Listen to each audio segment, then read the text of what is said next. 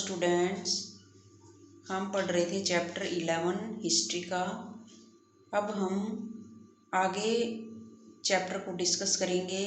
इससे पहले हमने अपनी जो वीडियो का फर्स्ट पार्ट होता है उसमें हमने डिस्कस किया है। उसमें हमने आपको बताया था कि नेशनल कांग्रेस जो होती है 1885 के अंदर उसका गठन हो चुका था। उसमें भी दो ग्रुप बन चुके थे, मॉडरेट और रेडिकल, और दोनों ही जो ग्रुप्स थे वो अलग अलग विचारधारा रखते थे। अब हम इससे आगे पढ़ेंगे कि अंग्रेज़ों के खिलाफ जो भी मूवमेंट्स हुए हैं उसके बारे में डिस्कस करेंगे। यहाँ पर रिवोल्यूशनरी वायलेंस जो होता है, एक वर्ड आता है कि क्रांतिकारी हिंसा जो होती है वो क्या होती है। तो जो स्वदेशी मूवमेंट होता है, so to oppose British rule and encourage the idea of self help swadeshi enterprises, national education and use of Indian language to fight for Swaraj. The radicals advocated mass mobilization and boycott of British institutions and goods. Some individuals also began to suggest the revolutionary violence would be necessary to overthrow British rule. कि स्वदेशी movement जो होता है उसने British शासन का विरोध किया, और जितने भी जो एंटरप्राइजेज होती थी, सेल्फ हेल्प आइडियाज़ जो होते थे, national education and use of Indian languages जो होती थी, उनको उन्होंने समर्थन दिया और स्वराज्य के लिए उन्होंने फाइट करने के ऊपर जोर दिया। जो ब्रिटिश चीज़ें होती थी, ब्रिटिश इंस्टीट्यूशंस होते थे, उनका बहिष्कार किया। कुछ लोग इस शासन को उखाड़ फेंकने के लिए क्रांतिकारी हिंसा के समर्थक थे। क्रांतिकारी हिंसा मीन्स रिवोल्यूशनरी वायलेंस मीन्स कि जो लोग अंग्रेजों के खिलाफ लड़ रहे थे उनको क्रांतिकारी बोला गया था। जो इंडियंस होते थे आज़ादी के लिए जो लड़ाई करते थे। The opening decades of 20th century were marked by overdevelopment as well. A group of Muslim landlord Nawab from the All India Muslim League at Dhaka in 1906. यहाँ पर 1906 में मुसलमान जमींदारों और नवाबों के एक समूह ने ढाका में ऑल इंडिया मुस्लिम लीग का गठन किया। कि बंगाल विभाजन के समय उन्होंने इस चीज़ का समर्थन किया था और उन्होंने मांग की थी कि मुसलमानों को अलग से इलेक्शन का अधिकार दिया जाए। तो इस तरह से 1909 में सरकार ने उनकी जो मांग थी उसको मान लिया था और कुछ सीटें मुसलमानों के लिए रिजर्व कर दी गई थी। इससे क्या हुआ कि राजनेताओं में अपने धार्मिक समुदाय के लोगों को अपना राजनीतिक समर्थक बनाने का लालच पैदा हो गया। तो इस तरह से अंग्रेज जो थे धीरे धीरे इंडिया को बांटने लगे। Meanwhile the Congress split in 907. The moderate were oppose to the use of boycott. They felt that it involve the use of force. After the split the Congress came to be dominated by the moderate with Tilak's followers functioning from outside. The two groups reunited in December 1915. Next year, the Congress and Muslim League signed the historic Lucknow Pact and decided to work together for representative government in the country. कि 1907 में कांग्रेस टूट गई। जो moderate groups होता था उसने बहिष्कार की राजनीति के विरुद्ध थे वो लोग। इन लोगों का मानना था कि इसके लिए बल प्रयोग की आवश्यकता होती है, जो कि सही नहीं है। जो ऑर्गेनाइजेशन थी उसको टूटने के बाद कांग्रेस पर मॉडरेट जो ग्रुप होता है उसका दबदबा बन गया, जबकि तिलक के जो अनुयायी थे बाहर से काम करने लगे। दिसंबर 1915 में दोनों ग्रुप्स में एक बार फिर एकता स्थापित हुई। अगले साल कांग्रेस और मुस्लिम लीग के बीच हिस्टोरिक पैक्ट जो होता है, हिस्टोरिक लखनऊ पैक्ट जो होता है, उस पर समझौता होते हुए उस पर दस्तखत किए गए। दोनों संगठनों ने देश में रिप्रेजेंटेटिव सरकार के गठन के लिए मिलकर काम करने का फैसला किया। नेक्स्ट पॉइंट होता है the growth of mass nationalism, जन राष्ट्रवाद का उदय। After 1919 the struggle against British rule gradually became a mass movement involving peasant, tribal students and women in large number and occasionally factory workers as well. Certain business group to begin to actively support the Congress in 1920. Why was this so? 1919 के बाद अंग्रेजों के खिलाफ चल रहे संघर्ष जो था धीरे धीरे एक जन आंदोलन के रूप में बदलने लगा। किसान, ट्राइबल्स, स्टूडेंट्स, महिलाएं इस आंदोलन से जुड़ने लगे। कई बार जो फैक्ट्री वर्कर्स थे उन्होंने भी आंदोलन में योगदान दिया और कुछ व्यवसायी लोग जो थे उन्होंने भी सक्रिय रूप से कांग्रेस को समर्थन देने लगे। ऐसा क्यों हुआ था? First world war altered the economic and political situation in India. It led a huge rise in the defense expenditure of the government of India. The government in turn increased taxes on individual income and business profit. Increased military expenditure and the demand for war supply led to a sharp rise in prices which created great difficulties for the common people. On the other hand, business group reaped fabulous profit from the war. As you have seen chapter 7, the war created a demand for industrial goods, jute bags, clothes, rails and caused a decline of imports from other countries into India. ये first world war होता है, उसमें भारत की जो economic और जो political situation होती थी वो बदल गई उसकी वजह से। इस युद्ध की वजह से ब्रिटिश भारत सरकार की जो रक्षा का खर्च होता है उसमें भारी इजाफा हुआ। इस खर्च को निकालने के लिए सरकार ने जो निजी चीज़ें होती थी उस पर ज़्यादा टैक्स बढ़ा दिया गया। सैनिकों के खर्च में बढ़ोतरी तथा युद्ध आपूर्ति की वजह से जरूरी जो चीज़ें होती थी उनकी कीमतों में भारी उछाल आया और आम लोगों की ज़िंदगी जो थी वो डिफ़िकल्ट होती है। दूसरी ओर जो व्यावसायिक समूह होते थे वो युद्ध से बेहिसाब मुनाफा कमा रहे थे। जैसे कि आपने चैप्टर 7 में देखा है कि इस युद्ध में जो औद्योगिक चीज़ें होती है जैसे कि जूट के बोरे, कपड़े, रेल आदि की मांग जो थी वो बढ़ने लगी और अन्य देशों से जो इम्पोर्ट होती थी चीज़ें वो कम हो गई। इस तरह युद्ध के दौरान भारतीय उद्योगों का विस्तार हुआ और भारतीय व्यावसायिक समूह विकास के लिए और अधिक अवसरों की मांग करने लगे। नेक्स्ट होता है the war also lead the British to expand their army. Village were pressurized to supply soldiers for an aligned cause. A large number of soldiers were sent to serve abroad. Many returned after the war with an understanding of ways in which imperialist powers were exploiting the peoples of Asia and Africa and with a desire to oppose colonial rule in India. Furthermore, in 1917, there were a revolution in Russia. News about peasant and workers' struggle and idea of socialism circulated widely, inspiring Indian nationalists. युद्ध ने अंग्रेजों को अपनी सेना बढ़ाने के लिए विवश किया। एक विदेशी युद्ध की खातिर गांव में सिपाहियों की भर्ती के लिए दबाव डाला जाने लगा। बहुत सारे सिपाहियों को दूसरे देशों में युद्ध के लिए भेजा गया। इससे बहुत सारे जो सोल्जर्स थे युद्ध के बाद ये समझदारी लेकर लौटे कि साम्राज्यवादी शक्तियाँ एशिया और अफ्रीका के लोगों को किस तरह से शोषण कर रही है। फलस्वरूप ये लोग भी भारत में जो कॉलोनियल रूल्स होता था उसका विरोध करने लगे। इसके अलावा 1917 में रूस में क्रांति हुई। इस घटना के चलते किसानों और मजदूरों के संघर्षों का समाचार और समाजवादी विचार बड़े पैमाने पर फैलने लगे, जिससे भारतीय राष्ट्रवादियों को नई प्रेरणा मिलने लगी। नेक्स्ट होता है the advent of Mahatma Gandhi. Mahatma Gandhi का आगमन। इन 1915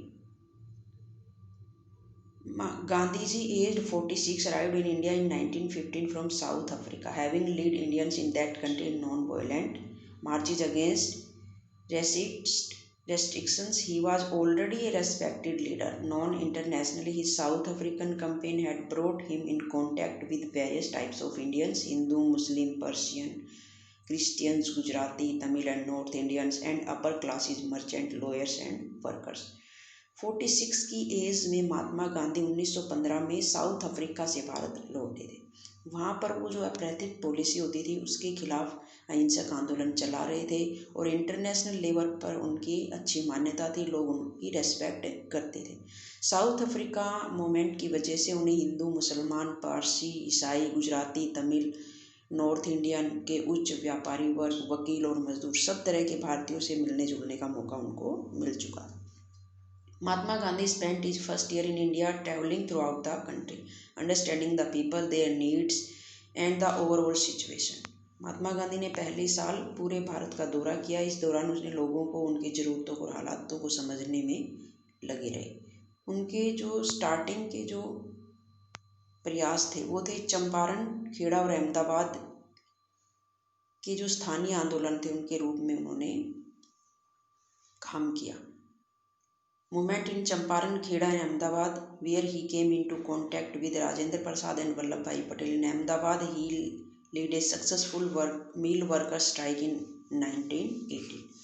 यहाँ पर वो सरदार वल्लभ भाई पटेल और डॉक्टर राजेंद्र प्रसाद से मिले। अहमदाबाद के अंदर उन्होंने जो 1918 में जो मिल वर्कर्स होते थे उनकी हड़ताल का सफलतापूर्वक नेतृत्व किया। Let us now focus in some details on movement organized between 1919 and 1922।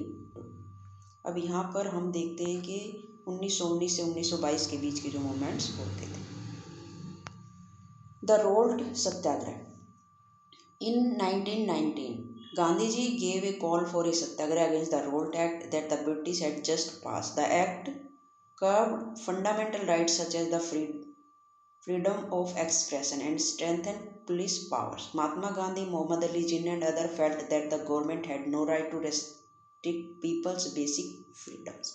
1919 में गांधी जी ने अंग्रेजों द्वारा हाल ही में जो बनाया गया रोल्ट एक्ट कानून था उसके खिलाफ सत्याग्रह का आह्वान किया। ये जो कानून था ये क्या था कि जो लोग कानून की अभिव्यक्ति की स्वतंत्रता जैसे जो फंडामेंटल राइट्स थे उन पर अंकुश लगाने और पुलिस को ज़्यादा अधिकार देने के लिए बनाया गया था कि जो फ्रीडम ऑफ एक्सप्रेशन था उसके ऊपर उन्हें अंकुश लगाने के लिए और पुलिस को ज़्यादा पावर देने के लिए बनाया गया था। महात्मा गांधी, मोहम्मद अली जिन्ना और दूसरे अन्य नेताओं का मानना था कि सरकार के पास लोगों की जो स्वतंत्रता होती है उस पर अंकुश लगाने का कोई अधिकार नहीं। उन्होंने इस एक्ट को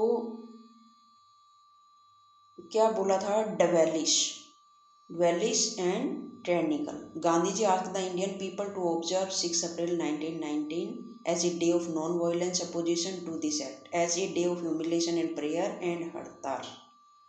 सत्याग्रह सभा were set up to launch the movement। तो गांधी जी ने आह्वान किया कि इस कानून का विरोध करने के लिए 6 अप्रैल 1919 को अहिंसक विरोध दिवस के रूप में, अपमान व याचिका दिवस के रूप में मनाया जाए, हड़तालें की जाए। आंदोलन शुरू करने के लिए सत्याग्रह सभाओं का गठन किया गया। तो यहाँ पर रोल्ट सत्याग्रह जो होता है उसके खिलाफ जलियांवाला बाग में एक सभा होती है जिस पर जनरल डायर ने गोलियां चला दी। The Rowlatt Satyagraha turn out to be the first all Indian struggle against the British government, although it was largely restricted to cities. In April 1919, there were a number of demonstrations and हड़ताल in the country, and the government used brutal measures to suppress them. The Jallianwala Bagh atrocities inflicted by General Dyer in Amritsar on Baisakhi Day 13 April were a part of this repression. On learning about the massacres, Rabindranath Tagore expressed the pain and anger of the country by renouncing his knighthood। कि सत्याग्रह के खिलाफ पहला अखिल भारतीय संघर्ष था ये। हालांकि ये मोटे तौर पर शहरों तक ही सीमित था। अप्रैल 1919 में पूरे देश में जगह जगह जुलूस निकाले गए और हड़तालों का आयोजन किया गया। गवर्नमेंट ने इन आंदोलन को दबाने के लिए दमनकारी रास्ता अपनाया। 13 अप्रैल के दिन अमृतसर में जनरल डायर द्वारा जलियांवाला बाग में किया गया हत्याकांड इसी का हिस्सा था। इस जनसंहार पर रविंद्रनाथ टैगोर ने अपनी पीड़ा और गुस्सा जताते हुए नाइटहुड की उपाधि अंग्रेजों को वापस लौटा दी थी। अब आता है खिलाफत agitation and the non corporation movement कि खिलाफत आंदोलन और असहयोग आंदोलन। द खिलाफत issue was one such case in 1920। The British impose A harsh treaty on the Turkish Sultan of Khalifa. People were furious about this as they had been about the Jallianwala massacre. Also, Indian Muslims were keen that the Khalifa be allowed to retain control over Muslim scared places in the rest while Ottoman Empire. The leader of the Khilafat agitations, Muhammad Ali and Shaukat Ali, now wished to initiate a full-fledged non-cooperation movement. Gandhiji supported their call and urged the Congress of campaign against Punjab wrong Jallianwala massacres, the खिलाफत wrong and demand Swaraj. खिलाफत का जो मुद्दा था 1920 में अंग्रेजों ने Turkey के सुल्तान पर बहुत ज़्यादा संधि थोप दी थी, सख्त संधियाँ। जलियांवाला बाग हत्याकांड की तरह इस घटना पर भी भारत के लोगों में भारी गुस्सा था कि भारतीय मुसलमान चाहते थे कि पुराने ओटोमन साम्राज्य में स्थित पवित्र मुस्लिम स्थानों पर खलीफा का नियंत्रण बना रहना चाहिए। खिलाफत आंदोलन के नेता मोहम्मद अली और शौकत अली अब एक सर्वव्यापी असहयोग आंदोलन शुरू करना चाहते थे। गांधी जी ने उनके आह्वान का समर्थन किया और कांग्रेस से आग्रह किया कि वे पंजाब में हुए जलियांवाला बाग हत्याकांड और खिलाफत के मामले में हुए अत्याचार के विरुद्ध मिलकर अभियान चलाए और स्वराज की मांग करें। The non corporation movement gained momentum through 1921 to 1922. Thousands of students left government-controlled schools and colleges. Many lawyers such as Motilal Nehru, C.R. Das, C. Rajagopalachari, and Asaf Ali gave up their practice. British titles were surrendered and legislatures boycotted. The impact of people lit public bonfire of foreign clothes. The import of foreign clothes fell drastically between 1920 and 1922, but all this was merely the tip of the iceberg. Large part of the country were on the brink of a formidable revolt. कि धीरे धीरे लोगों ने स्वदेशी आंदोलन अपनाना शुरू कर दिया कि विदेशी चीज़ों का बहिष्कार किया जाने लगा और स्वदेशी चीज़ों पर जोर दिया जाने लगा। विदेशी कपड़ों की होली जलाई जाने लगी और धीरे धीरे चेंजेज आने शुरू हो गए। नेक्स्ट होता है peoples initiative. In many cases people resisted British rule non violent in others different classes and groups interpreting Gandhiji's call in their own manners, protested in ways that were not in accordance with his ideas. In either case, people linked their movement to local governance grievances. Let us look at a few examples. In Kheda, Gujarat, Patidar peasants organized non-violent campaigns against the high-end revenue demand of British. In coastal Andhra and interior Tamil Nadu, liquor shops were picketed. In Guntur district of Andhra Pradesh, tribal and poor peasants staged a number of forest satyagrahs, sometimes sending their cattle into forest without paying grazing. कि खेड़ा गुजरात में जो किसान होते थे, अंग्रेजों द्वारा थोपे गए जो भारी टैक्स होता था उसके खिलाफ उन्होंने आंदोलन चलाया। आंध्र प्रदेश के तटीय और तमिलनाडु के भीतरी भागों में शराब की दुकानों की पिकेटिंग की गई, घेराबंदी की गई। आंध्र प्रदेश के गुंटूर जिले में जो आदिवासी होते थे और गरीब किसान होते थे, उन्होंने बहुत सारे वन सत्याग्रह किए। इन सत्याग्रहों में कई बार वे जो ग्रेजिंग टैक्स होता था उसको अदा किए बिना ही अपने जानवरों को, अपने एनिमल्स को जंगल में छोड़ देते थे। उनका विरोध इसलिए था क्योंकि जो सरकार होती थी उसने फॉरेस्ट जो रूल बनाए थे उनके खिलाफ उन्होंने ये आंदोलन किए थे। नेक्स्ट होता है द पीपल्स महात्मा, जनता के महात्मा।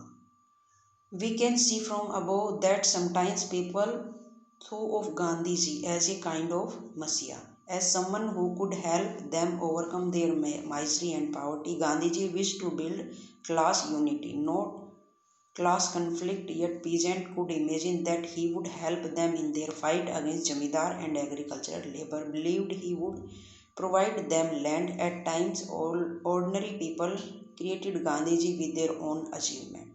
For instance, at the end of a powerful movement, peasants of Pratapgarh in the United Province managed to stop illegal eviction of tenants, but they felt it was Gandhiji who had won this demand for them. At other times, using Gandhiji name, tribal and peasants undertook action that did not conform to Gandhian ideals.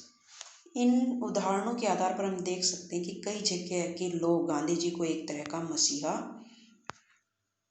एक ऐसा व्यक्ति मानते थे जो उन्हें मुसीबतों और गरीबों से छुटकारा दिला सकता है। गांधी जी वर्गीय टकरावों की बजाय एकता के समर्थक थे, परंतु किसानों को लगता था कि गांधी जी जमींदारों के खिलाफ उनके संघर्ष में मदद देंगे। खेती और मजदूर किसानों को यकीन था कि गांधी जी उन्हें जमीन दिला देंगे। कई बार आम लोगों ने खुद अपनी उपलब्धियों के लिए भी गांधी जी को श्रेय दिया। तो कई बार गांधी जी का नाम लेकर आदिवासी और किसान जो थे ऐसी कार्रवाइयाँ भी की जो गांधीयन आदर्श जो थे, आइडियल्स जो थे, उनके अनुरूप नहीं थे। नेक्स्ट होता है द हैपनिंग ऑफ 1920 टू 1929 कि 1922 से 1929 के बीच की जो घटनाएं होती है उनके बारे में।